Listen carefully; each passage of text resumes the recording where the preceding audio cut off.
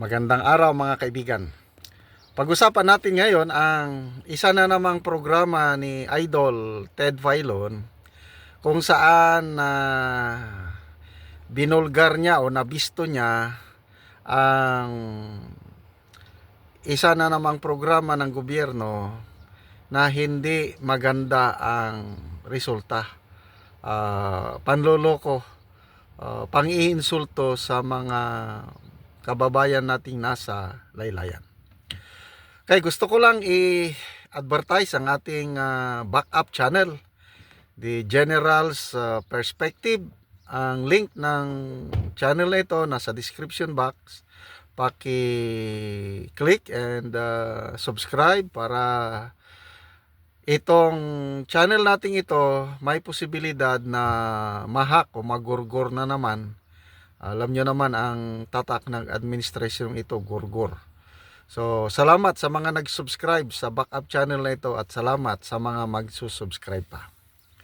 Okay, kanina na panood ko yung programa ni Ted Filon sa TV5.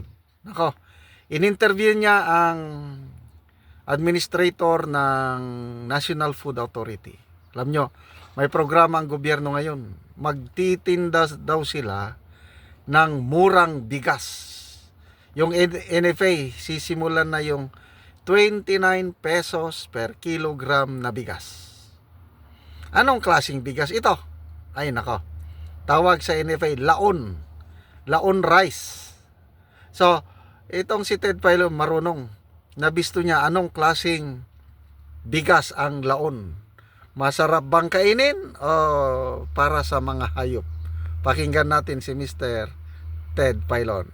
Kasi po NFA, very clear naman ang mandato for calamities, emergencies at disposition ng laon stocks so that bago masira ay mailabas po namin. Laon. Ganun po yun. Ang tawag nyo, Sir Larry, laon stock? Laon, opo. Yung pong aging stocks, laon po yan. Aging. Kaya nga, laon. So, laon stock, no? Oh, kasi sa amin, sa mga wari-wari, pag sinabi mong laon, medyo ayaw ko nang kainin. Ayun po ba?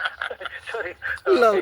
Oh, pag laon naman ito. Ganun, pag sinabi pong ganun, sorry sir ha, medyo kaya po nga, sabi ko, kaya nga ho sir, with all due respect Sir Larry ha, opo, sabi ko nga, mahirap yata pag sinabi natin na, alam mo yun, laon, aging stock, parang hindi magandang pakinggan po na parang ang gusto nyong ipakain sa mga 4Ps, seniors, PWDs, mahihirap, yung bigas na, di ba? Naiintindihan po natin yung pong ibig niyo sabihin. In fact, ako mismo, ayoko nun, no? Kaya lang sa mandato po ni NFA, hindi po kami po pwedeng... Yun, umamin ang NFA administrator, hindi daw maganda yung aging stock, yung lumang-luma na bang stock ng NFA, matagal na sa bodega, masisira na. Yun, ibebenta sa mga pobre nating kababayan. Ano kayang lasa nun? Anong color nun? Anong amoy? Ako po, nung bata-bata pa ako, nakatikim na ako ng ganyang bigas, yung old stock. Mabaho. Narik ang tawag namin noon, narik.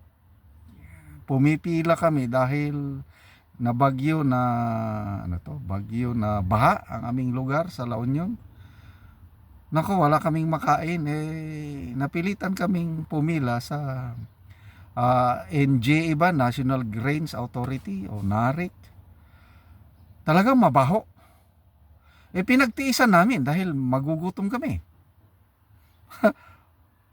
Ganun pa yun. So ito, umamin yung NFA, aging stock. Mabubulok na. Yun. Ang ganda, programa na naman daw ni PBBM. Pantulong sa mga mahihirap. Tig 29 nga naman, ang daming matulungan nun. Kaya lang, ano naman kaya ang pakiramdam ng mga kababayan nating mahirap? Bumili na nga sila, although mura, kaya lang Hindi naman sila ganahan. Tayong mga Pilipino, di ba? Importante yung bigas. Kahit walang ulam, basta medyo masarap yung bigas, walang amoy, okay na yun. Ako, bata pa ako, naranasan ko yan. Idildil ko na lang yun sa asin. Yung mga mga tinutulungan natin ng mga tribo, Talaandig tribe sa Bukidnon, halos hindi makakain ng bigas. Ang kanila lang doon, kamote, saging, balanghoy, root crops. Pag nakakain sila ng bigas, nako, masaya na yun. Kahit walang ulam, talagang enjoy na enjoy. Parang piyesta para sa kanila na makakain ng bigas. Basta walang amoy. Ito, laon. First time kong makarinig yung word na yun, laon. Waray-waray na word pala yun. Laon, mabaho, panghayop na. Yon ang tatak nitong administrasyon, yung murang bigas. Very concerned sila na tumulong na matupad yung pangarap ba.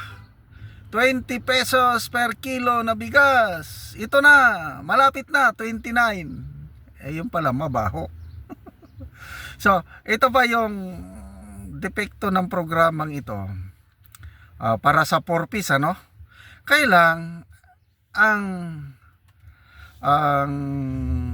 mabili ng isang pamilya 10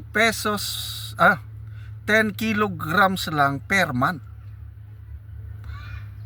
Ilagay nyo ang inyong sarili, mga kaibigan. 2 ang anak mo, 3. Average 3. Plus 2 kayong mag-asawa. Bibili kayo, matutuwa na lang. Kailang 10 kilos lang naman ng per month. Kasya na ba yun? Lang yun, di ba? 2 o 3 araw lang yun. Wala na. Paano ka ngayon matulungan? Kaya itong approach nilang ito, puros band-aid. Yung ayuda nila, maganda naman yun dahil nakakatulong sa mga mahirap. Kailang ayuda. Anong magagawa ng ayuda? Ganun lang din. Pinakamataas 3 days, 5 days, ubos na yung ayuda, maghihirap na naman yung mga tao. Bakit hindi sila mag-isip ng mga programa, yung kasabihan ba na don't just give them fish, but teach them how to fish. Ganun po yung ginawa natin, yung mga nakakasubaybay sa aking channel. Yung ating Talaandig Tent City. Ganun po ang ginawa natin. Binigyan ng pagkain, kailang at the same time, nagsimula tayo ng livelihood. Una, yung sayote. Nung wala pang El Nino, nako, dami na nilang harvest. Nakakabenta na sila everyday. Kasi may tindahan sila ng sayote along the highway. Wala na. Yung gutom nila, talagang basically na-solve ang kagutom. Okay, nung nag-El Nino, medyo affected yung sayote. 4 months nga naman na walang ulan, nawalan ng bunga yung sayote. So, yung 4 months po na walang ulan, ayun, nagbigay ulit tayo ng konting pagkain. Ngayon po, dahil umulan na, sinuportahan natin, inabunuhan ulit natin yung sayote. Nako, dami ng bunga po ng sayote at nagbebenta na ulit sila. At saka, ang mahal ng sayote nila ngayon. Dati-dati, 5 pesos per kilo lang ang sayote. Nung last year, wala pang El Nino. Ngayon, dahil nag-El Nino, umabot na po ng 13 pesos per kilo ng sayote. Farm gate price yun. Nako, ang laking kita na nitong ating mga kababayang Talaandig. So, may sayote na sila, may baboy pa. Nagbebenta na po sila ng kanilang baboy. Yung sayote nila na mga reject, maliliit, hindi pwedeng ibenta. Nako, ipinapakain sa baboy. Matataba yung baboy nila, yung parang organic baboy na ito dahil sayote ang kinakain . So, kumikita na rin sila sa babuyan. The next, sagingan.